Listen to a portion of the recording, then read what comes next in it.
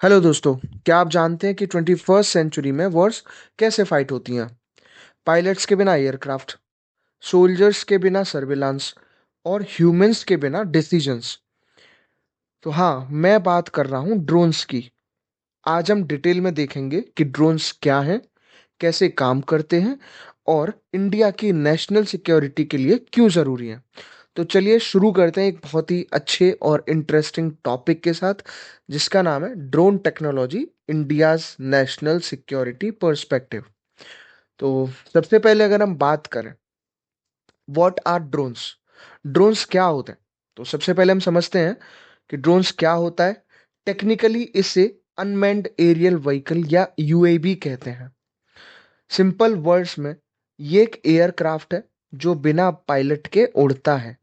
बिल्कुल simple language में remote control से ऑपरेट होता है या फिर आर्टिफिशियल इंटेलिजेंस यूज करके खुद से फ्लाई करता है।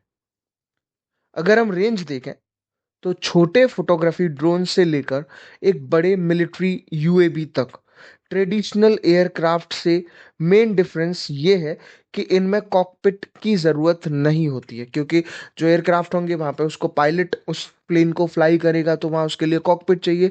लेकिन ड्रोन में ये सब की ज़रूरत नहीं होती है। मतलब ये लॉन्गर ड्यूरेशन के लिए उड़ सकते हैं, डेंजरस एरियाज में जा सकते हैं और ह्यूमन लाइफ रिस्क नहीं होती है। दूसरा, अगर हम बात करें एक और टेक्नोलॉजी की, तो अब हम इसमें अगर टेक्निकल साइड देखते हैं तो ड्रोन्स का ब्रेन होता है फ्लाइट कंट्रोल सिस्टम। ये कंटिन्यूसली सेंसर से डेटा प्रोसेस करता है और रियल टाइम एडजस्टमेंट करता है। अगर हम बात करें कुछ की सेंसर्स की, तो इसमें एक आता है आपका जायरोस्कोप। जायरोस्कोप का काम क्या होता है? ये बेसिकली रोटेशनल मूवमेंट डिटेक्ट करता है। दूसरा आता है एक्सेलेरोमीटर। तो एक्सेलेरोमीटर का काम क्या होता है? ये स्पीड और डायरेक्शन को चेंज करता है। ठीक है, दोनों चीजों को कंट्रोल करता है, स्पीड और डायरेक्शन उनको चेंज करेगा। एक आता है आपका बैरोमीटर। बैरोमीटर का यूज होता है आपके ड्रोन्स में हाई मेजरमेंट के लिए। चौथे सेंसर की अगर हम बात करें, जो भी एक one of the key sensor है, उसमें आता है आपका मैग्नेटोमीटर। मैग्नेटोमीटर बेसिकली नेविगेशन में हेल्प करता है। तो ये चार की सेंसर्स होते हैं ड्रोन के अंदर। अगर हम बात करें प्रपल्जन सिस्टम में इलेक्ट्रिक मोटर और प्रोपेलर्स हैं। इंडिविजुअल मोटर की स्पीड वेरी करके drone forward, backward, left, right, up, down move करता है। ठीक। और नेविगेशन के लिए जीपीएस यूज होता है और मिलिट्री ड्रोन्स में सैटेलाइट कम्युनिकेशन भी। सिक्योरिटी के लिए एनक्रिप्टेड डेटा लिंक यूज करते हैं।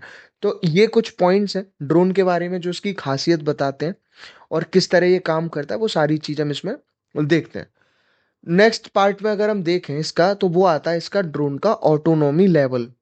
अब यहाँ जो ऑटोनॉमी लेवल्स है, इस ऑटोनॉमी लेवल्स का क्या मतलब होता है? ऑटोनॉमी के बेसिकली तीन लेवल होते हैं, क्योंकि ये बिना पायलट का प्लेन है। तो पहला की पॉइंट है उसमें, जो पहला लेवल आता है वो है रिमोट कंट्रोल्ड।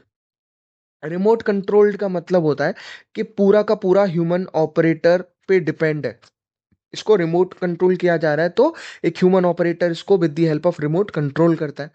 दूसरा है इसका जो लेवल है, दैट इज सेमी ऑटोनॉमस। ये सेमी ऑटोनॉमस होता है, यानी कि कुछ टास्क ऑटोमेटिक, जैसे कि टेक ऑफ, लैंडिंग, ये सारे कुछ ऑटोमेटिक होते हैं। और तीसरी लेवल होती है इसमें फुली ऑटोनॉमस की। तो फुली ऑटोनॉमस में क्या होता है कि एआई से डिसीजंस फाइनल करना, राउट प्लानिंग और रूट बोलिए, और टारगेट आइडेंटिफिकेशन, ये तीन इसमें लेवल्स रहते हैं। इसके अलावा अगर हम बात करें तो वो है modern military increasingly semi autonomous और ऑटोनोमस ड्रोन्स यूज कर रही है। ठीक है। फिर इसमें आगे अगर आप देखोगे तो इसका क्या स्ट्रेटेजिक इंपॉर्टेंस है, तो स्ट्रेटेजिक इंपॉर्टेंस में बेसिकली क्या होता है कि नेशनल सिक्योरिटी में ड्रोन्स क्यों इंपॉर्टेंट होते हैं, ये देखिए। पहला पॉइंट अगर आप इसमें देखोगे तो रियल टाइम इंटेलिजेंस गैदरिंग के लिए इसको यूज किया जाता है। ठीक है। रियल टाइम इंटेलिजेंस गैदरिंग बहुत ज़रूरी होती है, रियल टाइम डेटा के अकॉर्डिंग इस पे काम करना। फिर स्टेल्थ सर्विलांस कैपेबिलिटीज के लिए भी इसको यूज किया जाता है। नेक्स्ट पॉइंट में अगर हम देखें तो 24/7 ऑपरेशंस विदाउट ह्यूमन फैटिग।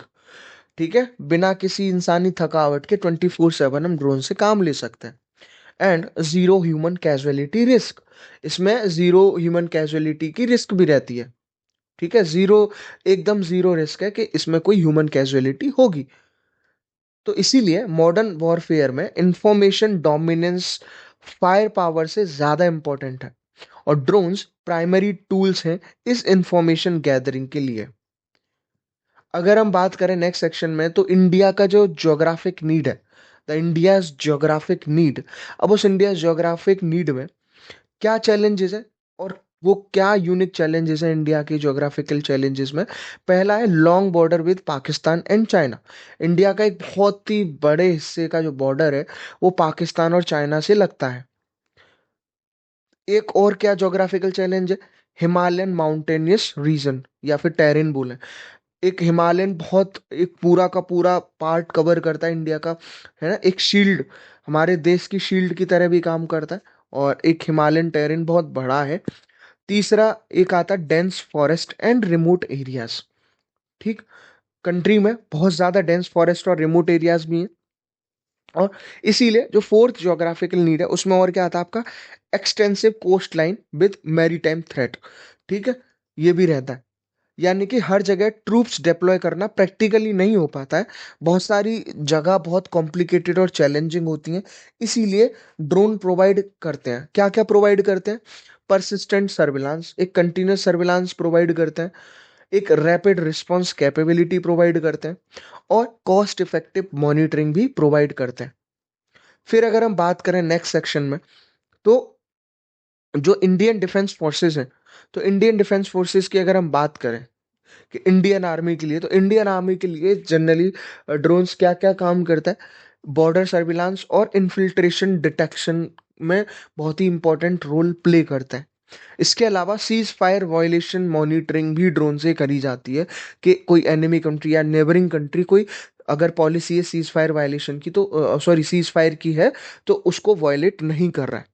फिर एक काउंटर टेरर ऑपरेशंस के लिए भी इंडियन आर्मी यूज करती है, और हाई एल्टीट्यूड लॉजिस्टिक्स सपोर्ट के लिए ड्रोन्स का यूज किया जाता है। अगर हम इंडियन नेवी की बात करते हैं, तो इंडियन नेवी में जो कोस्टल और मैरीटाइम सर्विलांस है उसके लिए इसको यूज किया जाता है, कोस्टल सर्विलांस के लिए। Illegal fishing and smuggling tracking के लिए नेवी यूज करती है इसको। हॉस्टाइल वेसल्स मॉनिटरिंग के लिए भी यूज करती है। फिर एक सर्च एंड रेस्क्यू ऑपरेशन के लिए भी इंडियन नेवी इसको यूज करती है। और अगर हम बात करें इंडियन एयरफोर्स की, तो इंडियन एयरफोर्स इसको किस किस चीज के लिए यूज करती है, लॉन्ग रेंज आईएसआर मिशंस के लिए, टारगेट असेसमेंट के लिए, और एनिमी एयर स्पेस मॉनिटरिंग के लिए। इन तीन चीजों के लिए मेजरली एयरफोर्स इसको यूज करती है। तो इंडिया फोकस कर रहा है इंडिजेनस डेवलपमेंट पे थ्रू डीआरडीओ और private startups to reduce import dependence. ये बहुत इंपॉर्टेंट पॉइंट है। और जो आत्मनिर्भर भारत या जो हम सेल्फ रिलायंट इंडिया की बात करते हैं, तो इंडिया अपने खुद के ड्रोन्स डेवलप करने पे बहुत फोकस कर रहा है थ्रू डीआरडीओ, और बहुत सारे प्राइवेट स्टार्टअप और बहुत सारी यूनिवर्सिटीज में भी ड्रोन की लैब्स को इस्टेब्लिश किया जा रहा है। इसके अलावा अगर हम बात करें क्या सिक्योरिटी थ्रेट रहते हैं, तो ड्रोन्स के भी अपने खुद के सिक्योरिटी थ्रेट्स हैं। अब वो क्या सिक्योरिटी थ्रेट्स हैं, like unauthorised spying. Unauthorised spying भी वो कर सकता है। वेपन्स और drug smuggling, weapons and drug smuggling के लिए उसको यूज किया जा सकता है। टेररिस्ट अटैक में भी यूज किया जा सकता है, और सेंसिटिव इंस्टॉलेशन सर्विलांस के लिए भी इसको यूज किया जा सकता है। तो ये कुछ पॉइंट्स हैं जिसमें ड्रोनिक्स क्या बोलते हैं, एक सिक्योरिटी थ्रेट की तरह यहाँ पे काम करता है। तो स्मॉल ड्रोन्स कन्वेंशनल रडार से डिटेक्ट करना मुश्किल है, जो इन्हें एसिमेट्रिक वॉरफेयर के लिए इफेक्टिव बनाता है। जो कन्वेंशनल रडार है वो बहुत इजीली इनको डिटेक्ट नहीं कर पाती है, इसीलिए एक जो एसिमेट्रिक वॉरफेयर है, मतलब ये जो एक ट्रेडिशनल वॉरफेयर एक अलग चीज होती है, एक नॉन कन्वेंशनल वॉरफेयर के लिए बहुत इफेक्टिव होता है। फिर अगर हम बात करें नेक्स्ट सेक्शन में, तो काउंटर ड्रोन टेक। यानी कि इंडिया डेवलप कर रहा है एक काउंटर ड्रोन टेक्नोलॉजी, मतलब सिक्योरिटी थ्रेट्स हैं उनसे, और उसके लिए भी काउंटर ड्रोन टेक्नोलॉजी को भी तैयार किया जा रहा है, क्योंकि एनिमी कंट्रीज भी ड्रोन अटैक करते हैं, और आप देखते रहते हो न्यूज़ में। रडार बेस्ड डिटेक्शन सिस्टम, ठीक है, रडार बेस्ड डिटेक्शन सिस्टम हुआ, आरएफ जैमर्स हुए यानी कि रेडियो फ्रीक्वेंसी जैमर्स हैं। इसके अलावा जीपीएस स्पूफिंग टेक्नोलॉजी, इसके अलावा laser neutralisation systems and integrated air defence solutions. ये कुछ चीज़ें हैं जो काउंटर ड्रोन टेक्नोलॉजी में आती हैं और इंडिया इनको डेवलप कर रहा है। और टारगेट क्या है? डिटेक्ट करना, ट्रैक करना और होस्टाइल ड्रोन्स को न्यूट्रलाइज करना, ये तीन चीज़ें। नेक्स्ट सेक्शन में अगर हम देखें तो साइबर सिक्योरिटी के पॉइंट ऑफ व्यू से मॉडर्न ड्रोन्स सॉफ्टवेयर और नेटवर्क्स पे डिपेंडेंट हैं, जो वल्नरेबिलिटी क्रिएट करता है, यानी कि हैकिंग के रिस्क बढ़ते हैं, सिग्नल इंटरसेप्शन के रिस्क बढ़ता है, डेटा मैनिपुलेशन का भी रिस्क है, और कंट्रोल लॉस, यानी कि ड्रोन से कंट्रोल भी हट सकता है। तो सिक्योर एनक्रिप्शन, हार्डेंड सॉफ्टवेयर और रिडंडेंसी सिस्टम असेंशियल है ड्रोन हाईजैकिंग प्रिवेंट करने के लिए। फिर अगर हम बात करें ड्रोन स्वाम्स के बारे में, ठीक है, ड्रोन स्वाम्स क्या है? एक फ्यूचर वॉरफेयर में ड्रोन स्वाम्स गेम चेंजर होंगे। इसमें क्या क्या होगा? मल्टीपल ड्रोन्स कोऑर्डिनेटेड ऑपरेशंस होंगे। इसके अलावा AI driven coordination, enemy defence system को ओवरवेम करना, ये सारी चीजें इसमें करा जाएगा। और wide area surveillance, coordinated attacks और एक्सपेंसिव मैनर एयरक्राफ्ट पे डिपेंडेंसी रिड्यूस कर सकते हैं, ठीक। नॉन मिलिट्री एप्लीकेशंस की अगर हम बात करें तो नॉन मिलिट्री एप्लीकेशंस में क्या है कि मिलिट्री के अलावा ड्रोन्स के और भी यूज होते हैं, लाइक डिजास्टर मैनेजमेंट में यूज करते हैं हम उनको, बॉर्डर इंफ्रास्ट्रक्चर मॉनिटरिंग में भी यूज करते हैं। इसके अलावा इमरजेंसी रिस्पांस के लिए ड्रोन्स का यूज किया जाता है, इन्वायरमेंटल सर्विलांस में और सर्च एंड रेस्क्यू में भी ड्रोन्स का यूज किया जाता है। तो ये एप्लीकेशंस इंटरनल सिक्योरिटी और गवर्नेंस स्ट्रेंथन करती हैं। अगर हम चैलेंजेस की बात करें तो इंडिया के सामने क्या चैलेंजेस हैं? High development cost, foreign component dependency, cyber vulnerability, autonomous weapons, ethical concerns और रेगुलेटरी इश्यूज, ये कुछ चैलेंजेस हैं इंडिया के साथ में। इसके अलावा इनोवेशन और रेगुलेशन बैलेंस करना बहुत क्रूशियल होता है, ठीक है। तो इन सब पे ध्यान देने की बहुत ज़रूरत है।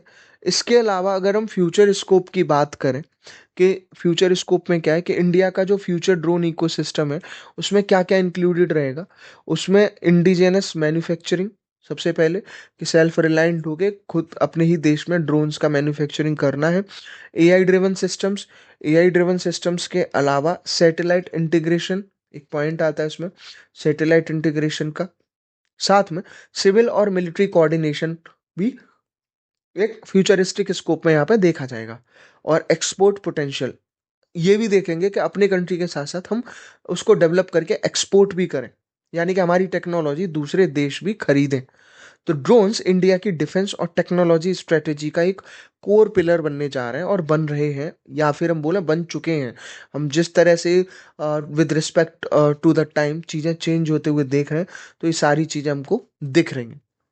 इसीलिए सिंपल लैंग्वेज में अगर हम कंक्लूजन की बात करें ना दोस्तों, तो कंक्लूजन में क्या है कि ड्रोन सिर्फ एक टूल नहीं है, ये एक स्ट्रेटेजिक एसेट है जो मिलिट्री प्लानिंग, इंटेलिजेंस गैदरिंग और जियोपॉलिटिकल पावर इन्फ्लुएंस करती है।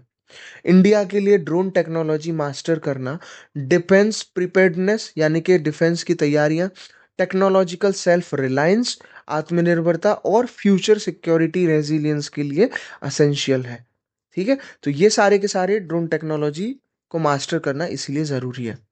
अगर वीडियो पसंद आया है आपको तो इसको लाइक करना मत भूलना, सब्सक्राइब करें चैनल को अगर आप चैनल पर नए हैं, और कमेंट में बताना कि ड्रोन टेक्नोलॉजी पे और क्या जानना चाहते हैं, या फिर आप कमेंट करके ये भी बता सकते हैं कि मुझे और किन किन टॉपिक्स पे वीडियोस बनानी चाहिए, ठीक है। तो चलिए मिलते हैं आपसे नेक्स्ट वीडियो में, जब तक के लिए अपना ध्यान रखिए। Bye bye, take care and जय हिंद।